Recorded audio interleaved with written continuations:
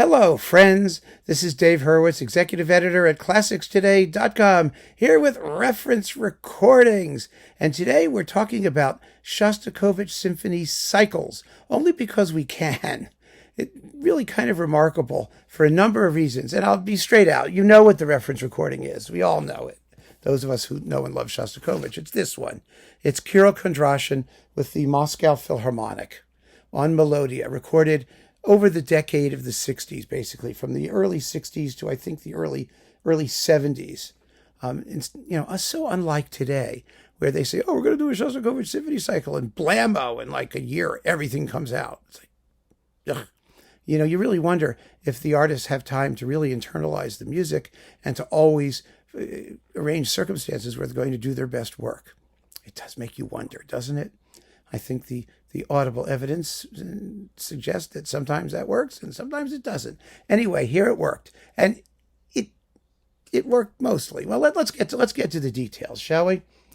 Shostakovich was in a rather interesting situation, as a symphonist, because everybody acknowledged that he was, one of the great greats. Everyone acknowledged that his work was patchy. It went through different phases, and because of his interactions with the regime. And it was kind of amazing that Melodiya managed to put together a complete symphony cycle when you consider, the difficulties attached to it and the controversy that followed some of these works. I mean, for example, Kondrashin did the premiere of the 13th Symphony, Babi Yar, but then it could only be performed, as it is here, in a revised version, with the poetry diddled to make the opening movement particularly sound less anti-Semitic, which of course is ridiculous. That was the whole point of it.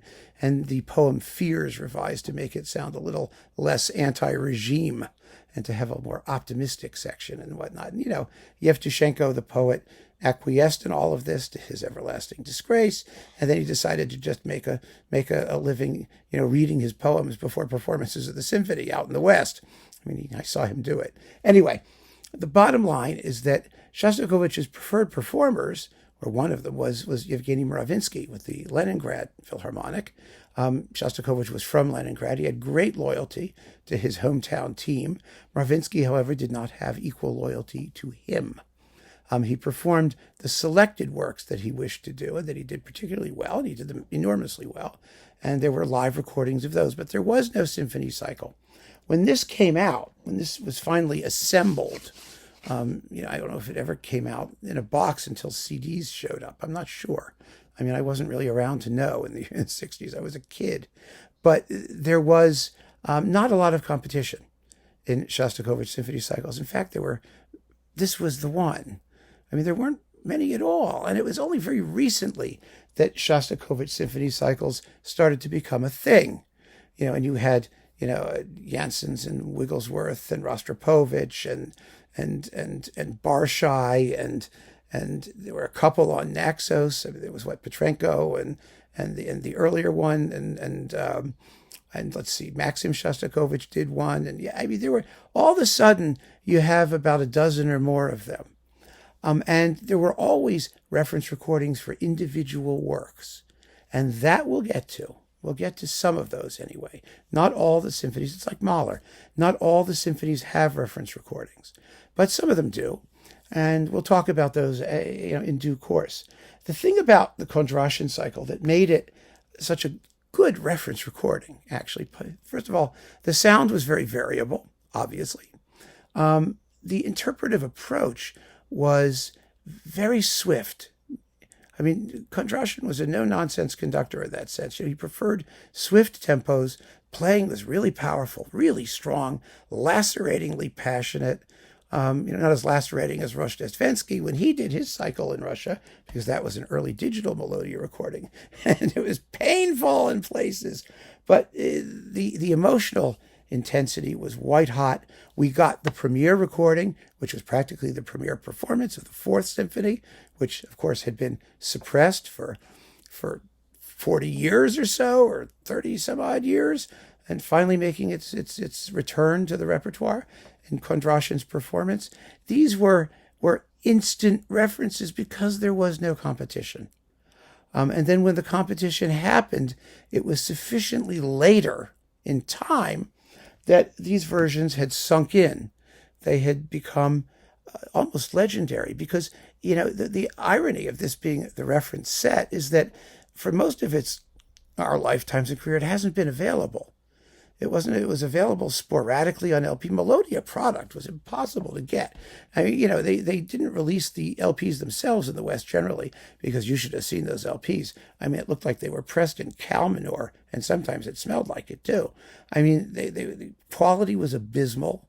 I remember seeing, Russian Bolshoi recordings of Russian operas that came wrapped in burlap with packaging string tying the burlap.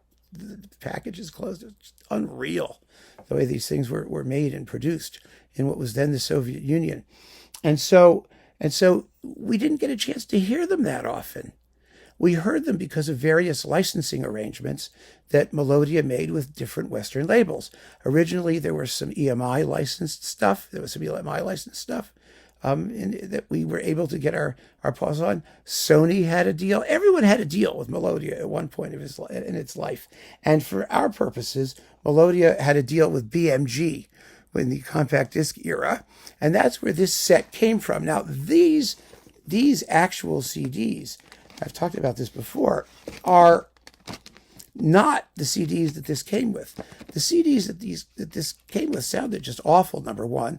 The opening bars of the 10th Symphony were missing. I mean, it was just a mess. These are Japanese Melodiya, BMG, RCA imports, which I got them individually from Japan and then used this box. I kept the original box and got rid of those grotty BMG CDs that I originally had.